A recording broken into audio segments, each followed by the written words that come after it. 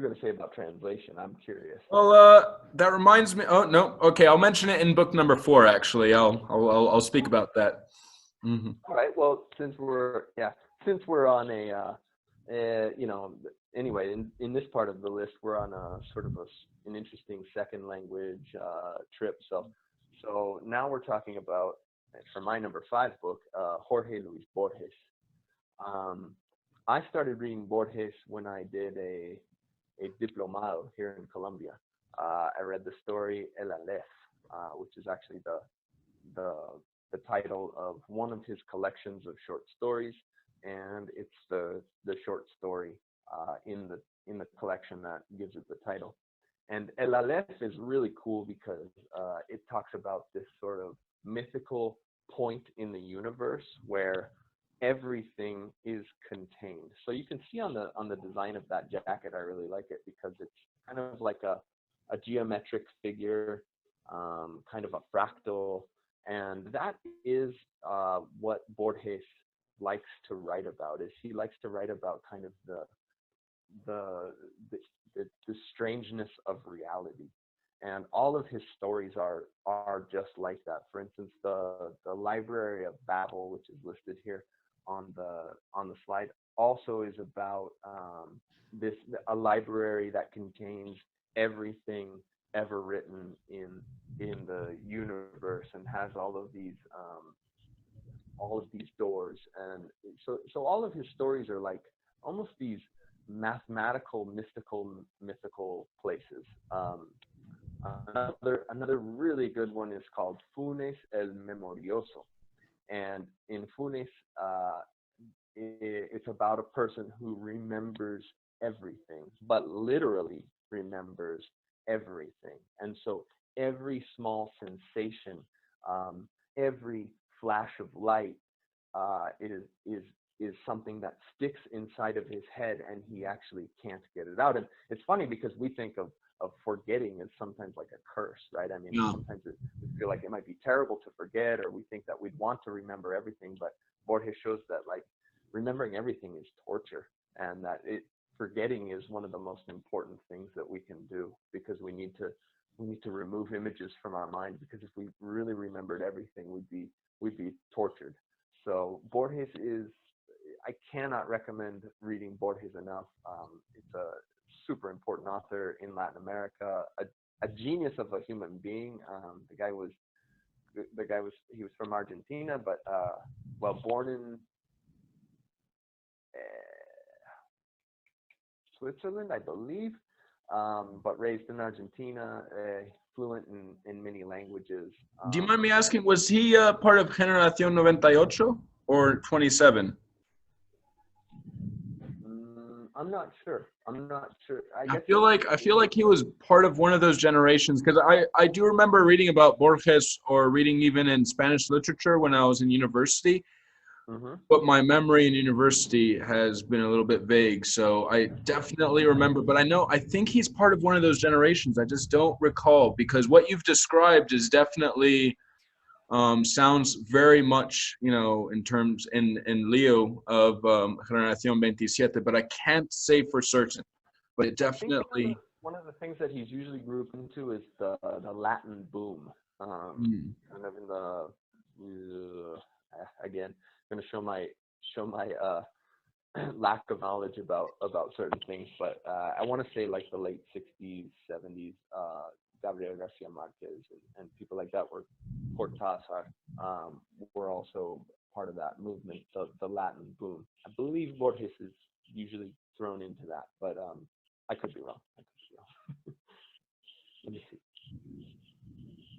All right.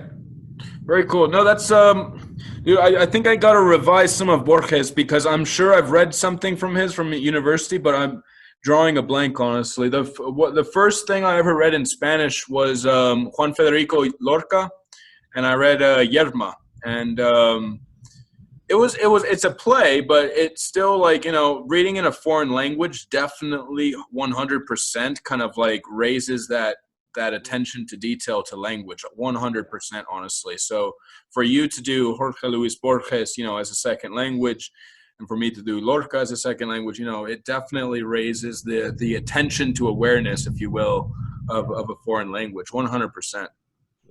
Yeah, and it's a challenge, but one of the most rewarding challenges, I think, of my reading career is having read certain works in Spanish. Yeah. Actually, I'm doing that right now. I'm reading. I'll show it to you. Here we go. I'm reading at the moment, and dude, I'm a little bit crazy. I'm juggling like 5 books all at once. But you know what? I have all this time on my hand. I'm thinking, why not juggle 5 books all at once? I say, oof, I'm done with this one. All right, sure, I'll pick up this one. So I like juggling books, but in this time of quarantine, why not? I say to myself, why not juggle a couple of books? But I'm reading Caballero. I don't know. Yeah, La Historia de Colombia, but I showed it to a friend of mine recently, and she was telling me, like, very well known Antonio Caballero in terms of, he's a journalist, but in terms of writing about. Yeah, but so what? I think there's a really important like literary prize named after him. But, yeah, exactly. And he has a few words that he throws in there that she's like, no, that's typical Caballero. He just throws in those words to like confuse the readers to make sure natives will never understand this book. I'm like, oh, well, anyway, or non-natives, yeah. But anyway, I'm adapting.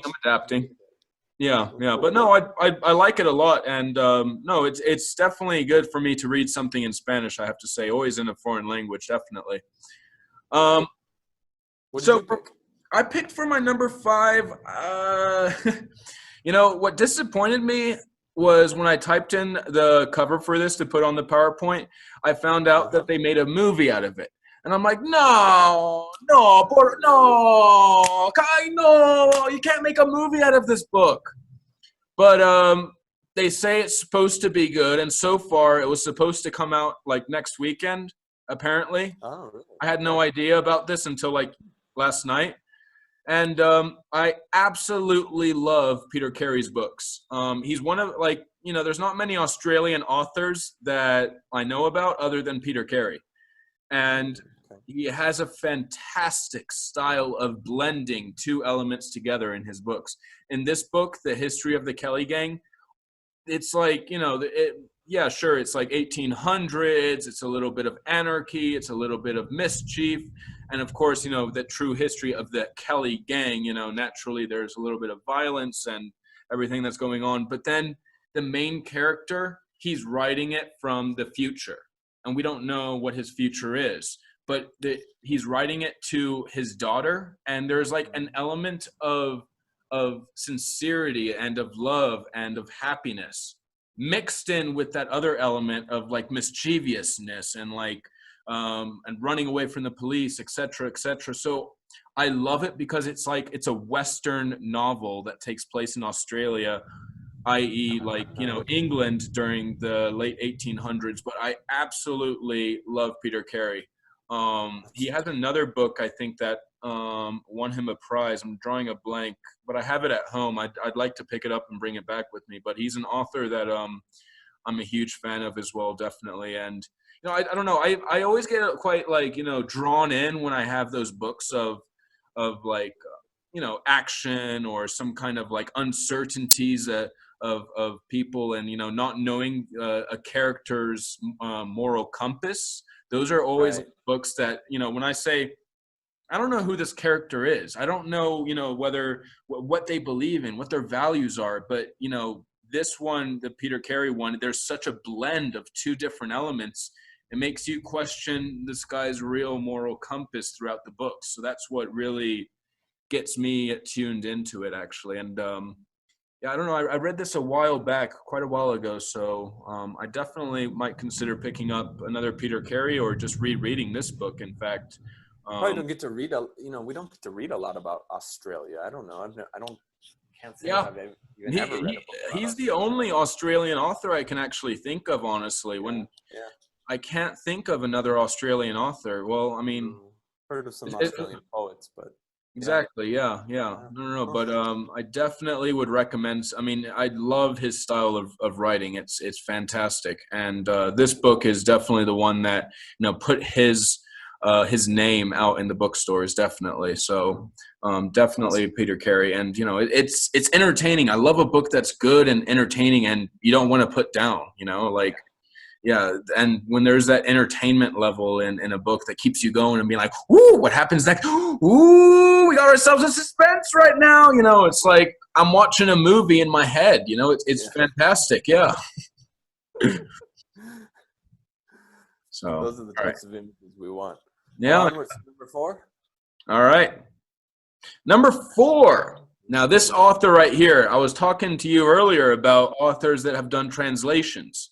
Mm-hmm. The story of how Haruki Murakami became an author is one that I find fascinating. And it's a story that reminds me anyone has the ability to write. Anyone in this world. The story of him becoming an author and like a very well-known author around the world was essentially he was working in a bar. And, you know, as a bartender, naturally, you've always got something to say to the client, you know, and he had this one guy that would always come in and be like, you know, you should write a book one day or just at least a story. I love hearing what you have to tell me. And he's like, maybe I will. Comes in 2 weeks later, gives the guy the story. He's like, what do you think? The guy's like, dude, I'm going to publish this. Absolutely. You know, it's a story that reminds me everyone is able to write in this world, you know, and that's how Murakami became a writer, honestly. And yeah, he originally, you know, most of his things that he originally wrote in was in Japanese because it came out much more fluid. He spoke English and he knows English very well, but originally when he first started out, yeah, he started out writing in Japanese and the Japanese translation. But this book, Norwegian Wood, oh man, I need to take like 30 seconds. I mean, I would if in this podcast just to like, you know, reflect on it because I love it. It reads so fluidly. And, you know, there's jumping between the future and the past, but in Norwegian Wood, it's an individual who reflects and he's very nostalgic about his past. And just the style and the description of settings that Murakami puts in there is absolutely beautiful. The other one that really put his name on the map in terms of literature was Kafka on the Shore. If I have to be 100% honest, I partially read it and then I put it down, but I was still very entertained from what I read. But the one that I really liked was his short stories. You know, the thing I like about short stories sometimes is I can read a short story in one evening and not have to like stay up all night thinking, oh no, what's going to happen now? Oh my goodness, oh no, is my character going to find himself in a situation? Oh no, you know, right. Having a short, yeah, it puts me to rest knowing that the story came to an end, honestly, sometimes. So I quite like his short stories, Men Without Women. It's quite humoristic. And it's fantastic the elements that he throws in there. It's not short stories about men without women. No, it's just short stories about the relationship between men and women. Yeah, and like how they interact throughout all these different stories. So that's definitely like a small short story book that I'd recommend for Murakami. But he's one of these guys who originally wrote in Japanese and flipped up to English. And yet he must have a fantastic editor at the same time.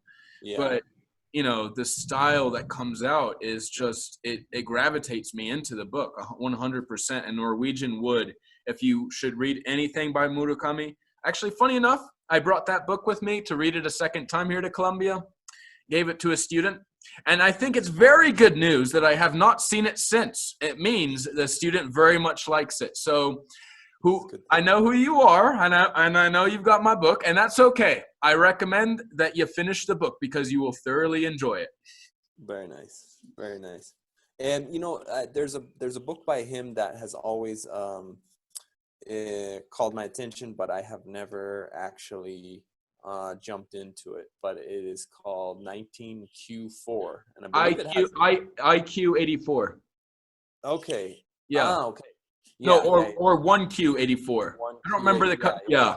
It has some kind of relationship there with 1984, I believe, if I'm not mistaken. And it definitely just for that reason. Like, actually, funny enough that you mentioned that, I think it was up for the Man Booker Prize in 2011, 2010, if I remember right. Yeah, I think so. No, that one as well was very well known, but Norwegian Wood is what put him on. Kafka on the Shore, was what really put him out there, actually, for Murakami. Definitely huge recommendation for Murakami. Nice. And well, I picked this book for number 4, and it almost like hurts me to have it so low on the list, because this book literally changed my life. Desert Solitaire by Edward Abbey made me make some decisions that led to, I think, lifelong changes in me. This was a book that I read in the last semester of the university, actually in the same class that I read Joan Didion. And in Desert Solitaire, Edward Abbey talks about his season as a park ranger in a place in Utah called the Arches National Monument. And it's a park in southern Utah, kind of close to the border of Arizona. That's where the guy got his hand stuck for 127 hours, right? Is it in Arches? I'm not sure. It's definitely in Utah, yeah. And it's definitely that same kind of, southeastern Utah is some of the most beautiful country I've ever seen in my life, because everything is just red. All the dirt is red. Everything is red, and it's really, really beautiful. And actually, that's exactly what changed my life, is that he described these places, and like I said, like, wow, I've lived my entire life in the state of California and Nevada, and that's like all of my experience, and I need to get out.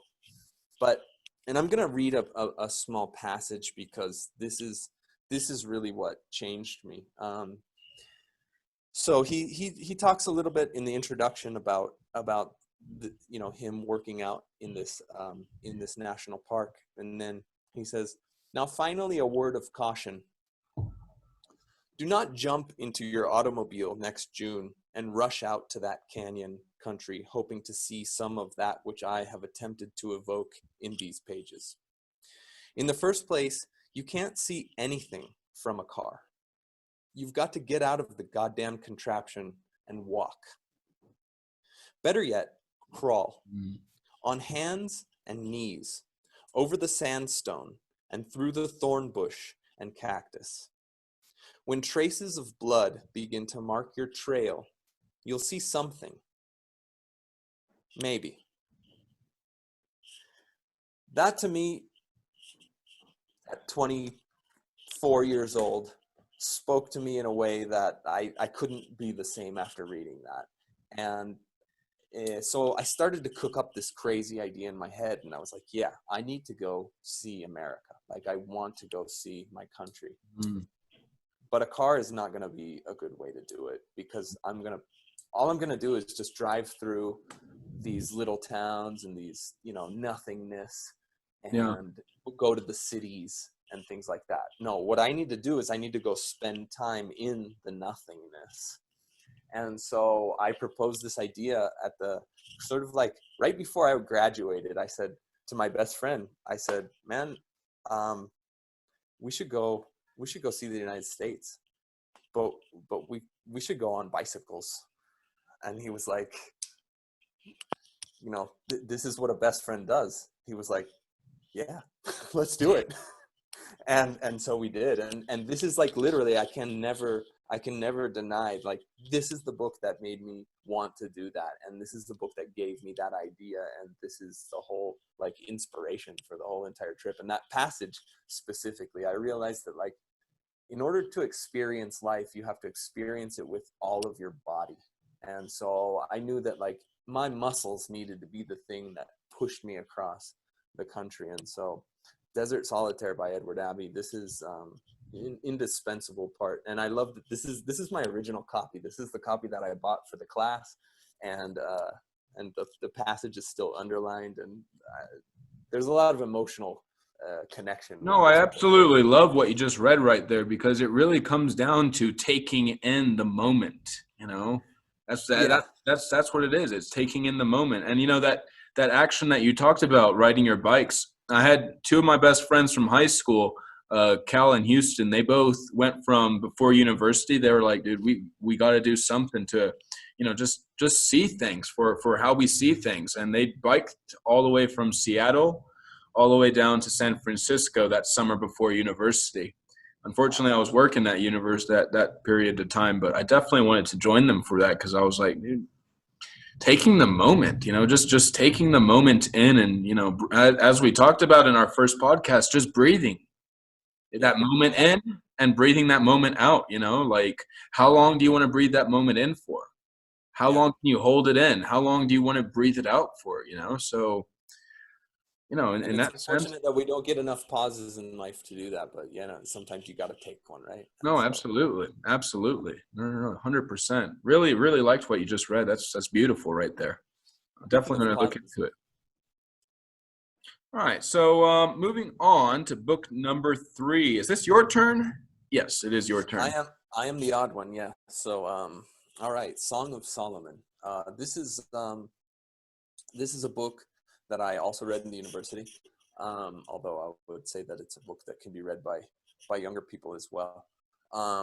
And Toni Morrison is actually a really, really well-known, Toni Morrison just passed away in the last year, very recently. Yeah, and it's actually interesting because once she, unfortunately, so many people you never even hear about them until they die. Was he around during Tom Wolfe? Am I right in there saying they were around the same era or no? Because Tom Wolfe died last year, I think. Yeah. Maybe, but she's a she. Oh. Okay. Yeah, Toni. Yeah, Toni. Yeah, well, it's one of those names, Yeah. Toni with an I. I will know that for the future, not with the Y, because then I must ask why. There you go. Yeah. She's a Nobel Prize winner, actually. For I believe, I don't know. Do you win a Nobel Prize for a book or just for a lifetime of writing? I think it's a lifetime of writing, isn't it? Yeah. Yeah. But I think this is one of her more, kind of famous or groundbreaking works, Song of Solomon. And one of the more well-known also African-American authors. She's considered very, very important in the whole movement of African-American literature in the 20th century. And this book is just one of the most beautiful books, honestly, that I've ever read. I continue to go back to it.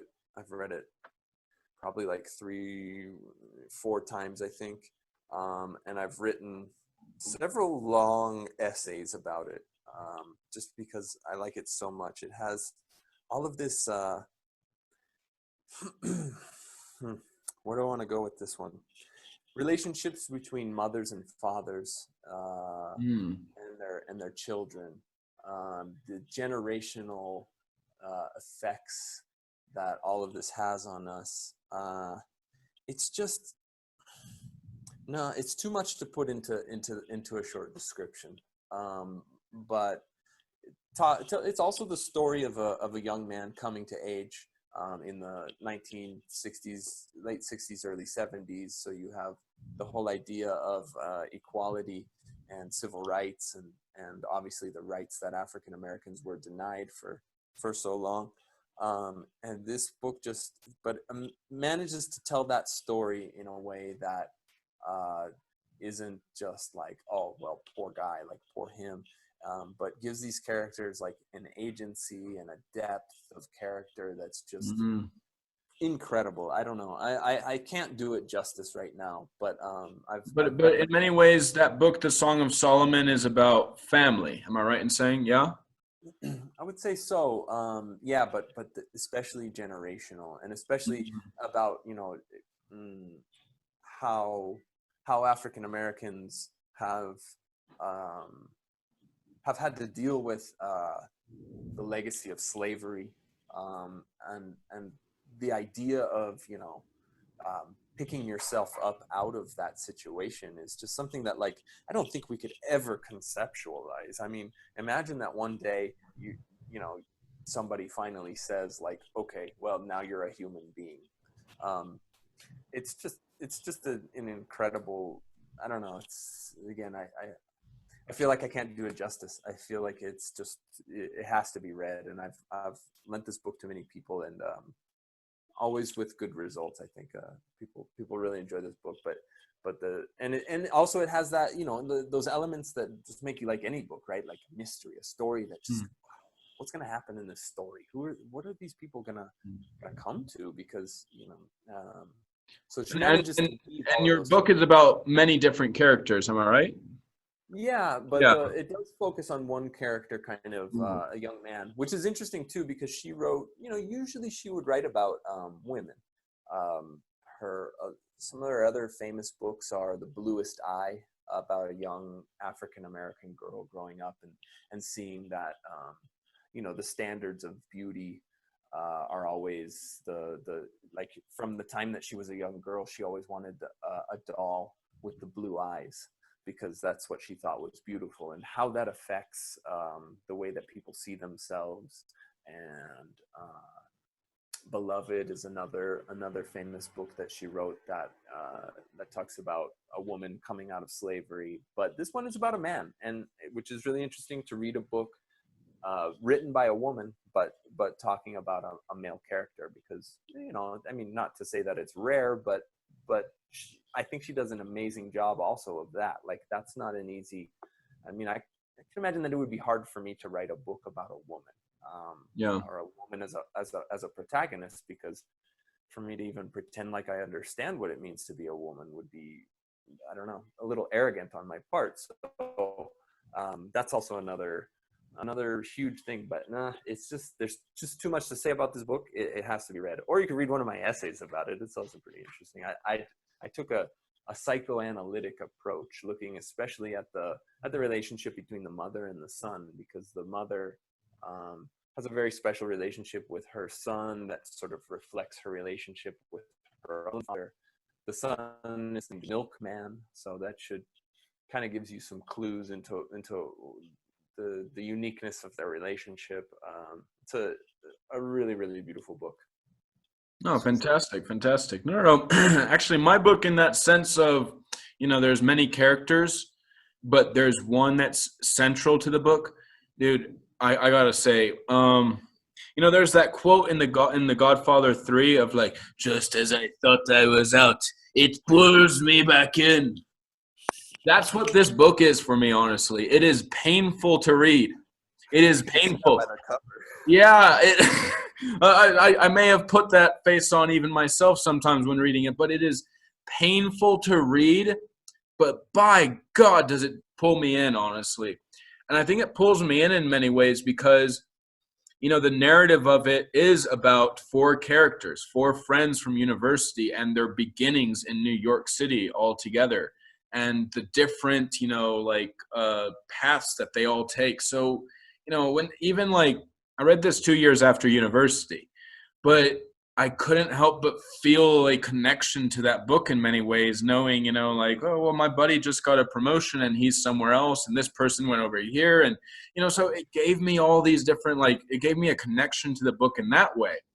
And out of those four characters, like, there is a guarantee, a promise that you will be able to connect with one of them.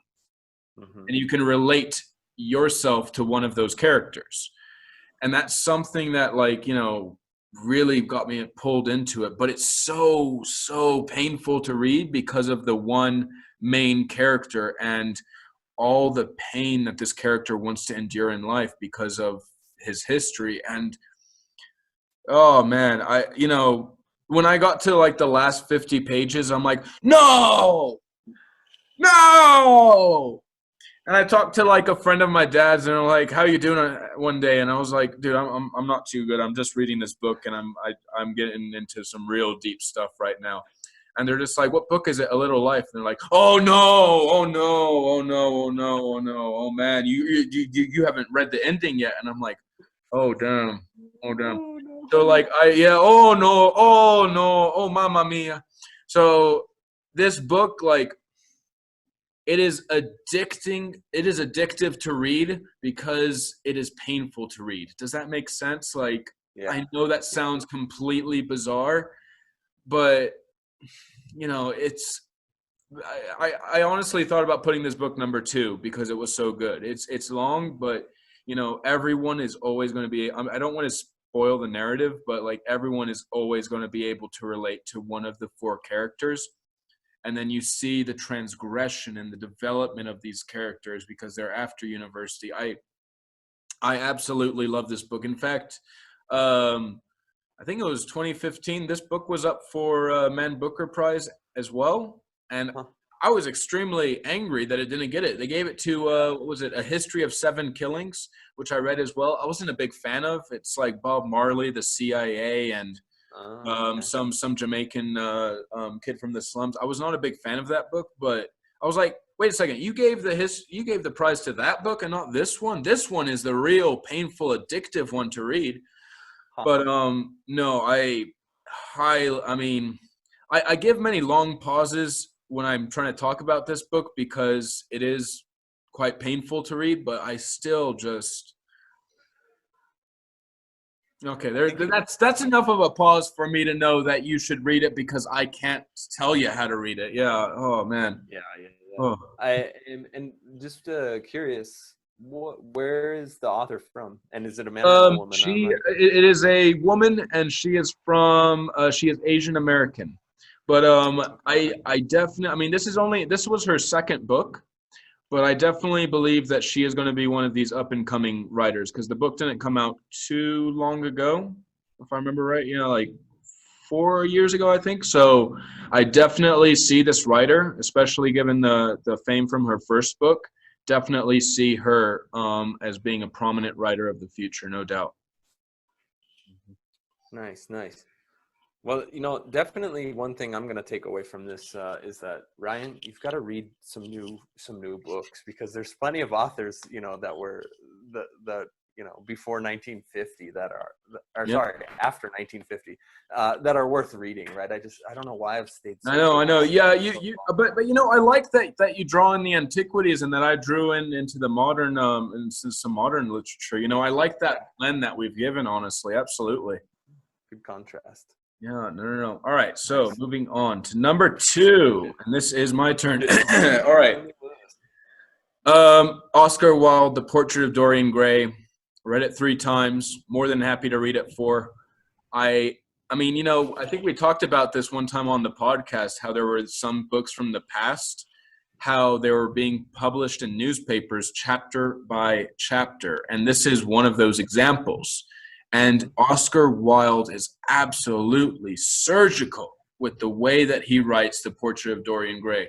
I've read it 3 times. I'm more than happy to do 4. And every single time that I've read it, I've found something new to look at in the book. And, that's kind of what I've enjoyed about repetition of reading sometimes is like you're looking at it from an alternative lens. Like the first time that you're looking at it simply for the perspective.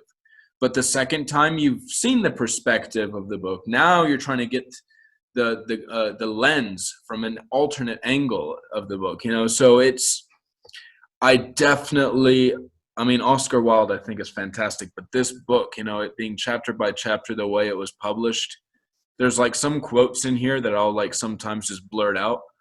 Well, in the book, The Portrait of Dorian Gray, and it was once said, people are like, David, go away. But Oscar Wilde. I'm not going to ruin the storyline, but there's things in that book that about being a gentleman, about growing, about youthfulness, and about adulthood and childhood that really just embellishes what's being displayed in it. But I absolutely love The Portrait of Dorian Gray. When I go back to England, I'm going to tell you one thing. I might just read it a 4th time. It's not too long. And I may as well find myself entertained on an airplane on the way back. There you go. It's there's a classic that I have not read, unfortunately. I have not been graced with that one. So it'll be, if I can take away some time from my new mission of reading contemporary fiction, then maybe I'll go back to the old stuff and I'll read Oscar Wilde as well. Oh, absolutely, man. Absolutely. Okay. Well, speaking of old guys, Oh yeah. I can't deny this one, but this is it's interesting because now I'm starting to realize like the top of my list has these sort of genealogical roots to it, and I started reading Steinbeck because of my dad. Actually, earlier on, we were looking at the slideshow here, and we had a book on there called The Pearl, and later I realized that I had actually read The Pearl before I knew who John Steinbeck was, because I remember the name of the novel, but I didn't pay attention to the author. And but only later, when I got into high school, my dad started getting me into reading John Steinbeck. And John Steinbeck is, John Steinbeck is pretty much required reading in the United States. We almost all read Of Mice and Men in like 9th or 10th grade. Yeah, 10th. It's pretty much like universal across the country. Well, at least it was in my days. I don't know anymore, but and The Grapes of Wrath, of course, is like required reading usually in 11th grade, and it's a pretty epic piece of literature. But I got really deep into. I was one of those kids who used to go to the From the Book where they like listed the other books by John Steinbeck, and I was just like, all right, how many of these do we have in the library? Okay, I'm gonna read them all. And I did, man. I read every single John Steinbeck book that we had in our library. There's a lot. There is a lot. Yeah. And then I started like complaining to the librarian, like, well, why don't we have this one? Because look, I mean, it's here. It's in the book. It says that he wrote this book. Can we get this book or something? And in 11th grade, we took a trip to Monterey, which was where John Steinbeck was from. And again, this is genealogical because this is my California roots. They never leave me. Oh yeah. So because he's California born, but he died in New York, if I remember right. Sounds quite possible. I don't know where he died. Yeah, no, New York, definitely. And I had already read Cannery Row, and then Cannery Row is totally Monterey, and we were in the aquarium in Monterey, and I saw that they had Sweet Thursday, which is like the sequel to Cannery Row, and I always knew that. And I always wanted to read it, but of course my library didn't have it. We had Cannery Row, luckily, but not Sweet Thursday. And so it was like, boom, getting that book. And I bought this at the Monterey Bay Aquarium. And I've read, I can't say everything, but almost everything that John Steinbeck wrote, including Travels with Charlie, which is a really good one about him traveling around the United States with his poodle. Nice. He wrote some nonfiction. He even wrote some short stories that probably don't usually a lot of people don't read. But East of Eden was one that I remember reading, and I mean, I'm sure you've read that as well, but I absolutely loved East of Eden, honestly. It playing a role in terms of the old biblical story and the parallels. I'm not going to give a hint because you should probably read the book, but the parallels between that all throughout this book, it's almost as if he was like rewriting a biblical story in the East of Eden, honestly. Yeah. Steinbeck is just he's just one of those guys that I can't let go. And me and my dad have a little joke. My dad lives actually in the same apartment complex as me, and since being here, he's kind of like reawakened his interest in Steinbeck. And so every time he goes to the US, or if we order books from Amazon, he'll usually throw in another Steinbeck book that he hasn't read. And I always joke with him that he has Perdita's largest Steinbeck library, and that one day we'll call it the Kevin Cross Honorary Steinbeck Library. No, absolutely, yeah. I'll just call you guys the Steinbeck brothers. Yeah, that has a good ring to it. Basically, yeah. Again, it's a lot of that is my relationship with my dad. He got me reading Steinbeck, and I took it to the next level. And then of course, when I read a Steinbeck book that he hadn't read, I was like, Dad, you should read this one. And he did. My dad copies me, I copy my dad, so it's kind of cool. It's our literary relationship. Very cool. Very cool. Again, surprise! Nobody saw this coming. No, they didn't. Well, this is my first copy of Finnegans Wake. You can see that some of the plastic is starting to come off of the cover here. The pages are a little yellow, a little humid stained, but this is the book. I don't know. I don't know if I should even spend much time talking about it here today. This book is probably one of the most, I'm just going to say it. It's the most revolutionary book in terms of use of the English language. So much so that many people don't even consider it to be English. They consider it to be its own language, which is called Wakenese. And I am an occasional speaker of Wakenese. I have read this book from beginning to end twice now. It often takes several months to read the book. The first time I read the book, I read it by myself just to see what happened. And the second time I read the book, I read it with a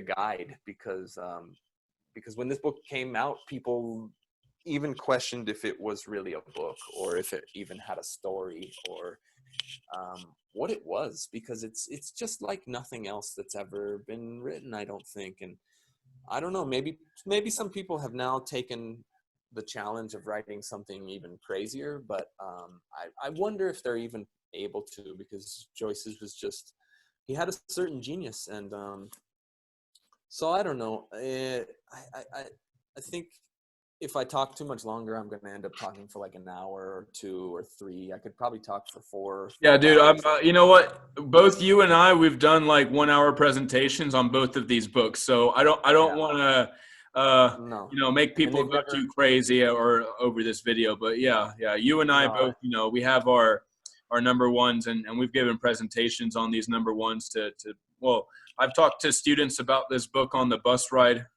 back before Sapiens, and they've laughed at my ideas, telling me, "Oh, profe, why are you saying we're all mutants?" I'm like, "Well, you should read Yuval Noah Harari, and you shall find out that each one of us is in fact a mutant."